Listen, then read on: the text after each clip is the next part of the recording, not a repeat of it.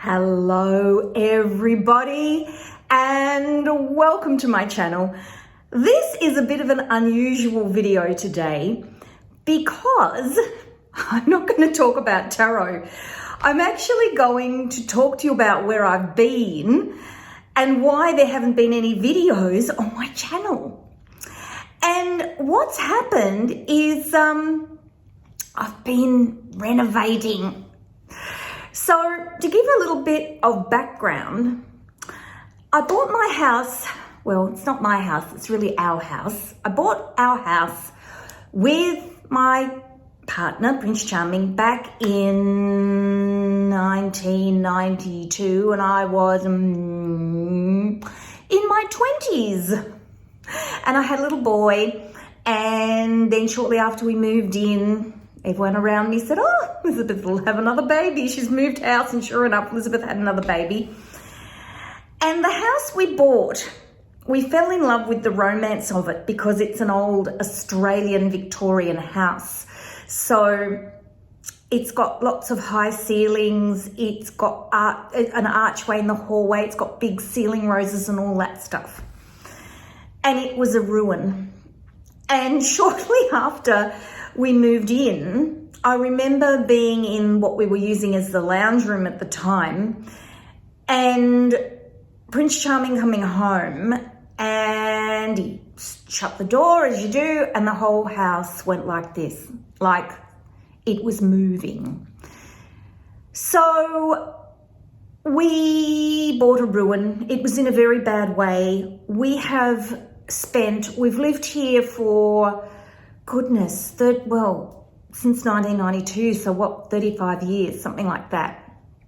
And it's been a love-hate relationship with this house because every single time we've touched anything, there's been problems. And to give you an example, when we re-stumped, which we were told was the very first thing we had to do, and we decided, yeah, we'd better re-stump because we heard these horror stories of people putting bathrooms and kitchens and all sorts of things in. And then they go to lift their house and it all cracks to whatever. And we knew we weren't in a position to do anything twice, put it that way. So we re-stumped and the whole house fell apart. Like, we've really been to hell and back with it. And every single time, not only did it fall apart, we had to sell our car to pay for the rest of the re-stumping, like to pay the full bill, because when they went under the house, they found things we didn't expect and the bill went to this. Anyway, so fast forward to today. Why am I telling you this story?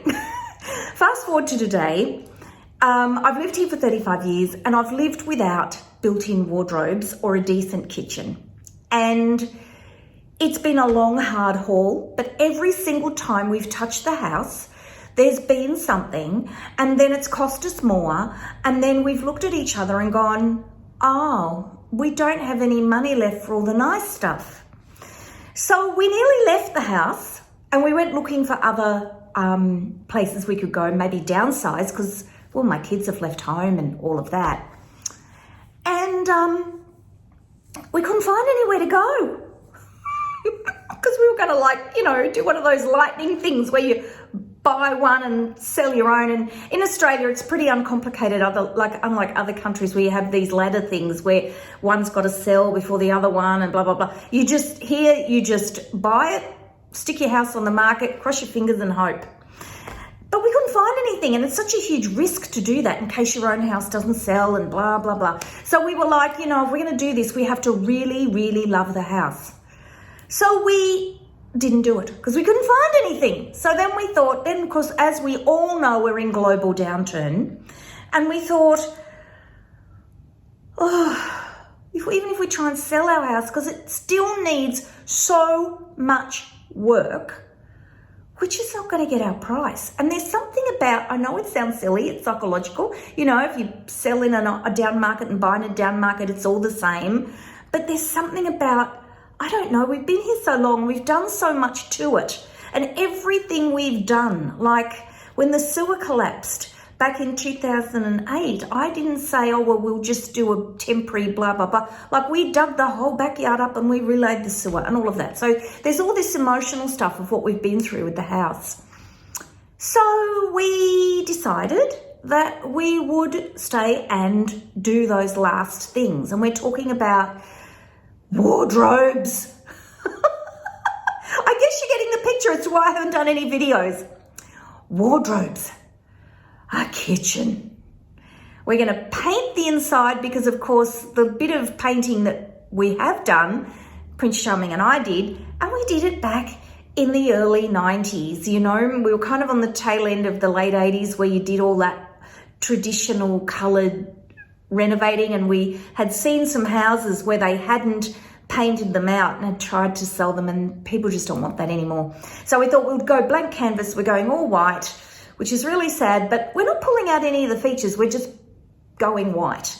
So we are going to paint inside and out, new flooring, and we're going to try and do something about the drafts with the windows because, of course, they're old double-hung windows. The wind blows and dust comes in. I've got the original flooring because we didn't have the money to do anything with the flooring. And we sanded the boards and they're not in great condition. And there's big gaps. And there's these new things you can get to put over the top of the floor that fills the gaps. But I'm told as the floor moves with, you know, Australian heat and all that kind of thing, that the cracks come back and blah, blah, blah. So it's actually cheaper for us, believe it or not, to lay those new vinyl, this new hybrid vinyl stuff. So we're going to put that down.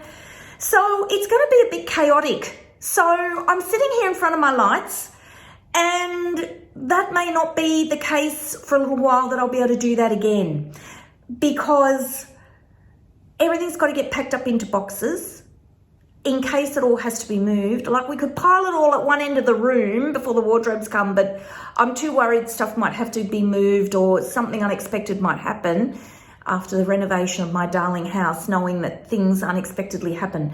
So boxes, I've got to put everything into boxes, including my lights, my backdrop, everything. And then the wardrobes will come in, and then I can kind of unpack part of it. And then those boxes, I have got to pack up my kitchen because the kitchen's being done separately. And then we're going to move, I'm hoping up the front of the house first while they paint, and then down the back. And then we've got to do it all again, up the front and then down the back, or down the back and up the front, whatever, while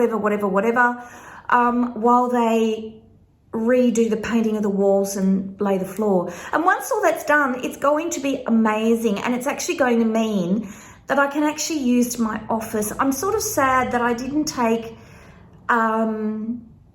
some more footage of my office when before I kind of demolished everything. But we kind of had to move stuff because they came to do all the check measures and things, and stuff's everywhere. I can't tell you, it is everywhere. So this time where you don't hear from me, and I'm going to send this video out to my newsletter list as well, so hopefully you will see it, I'm going to be writing.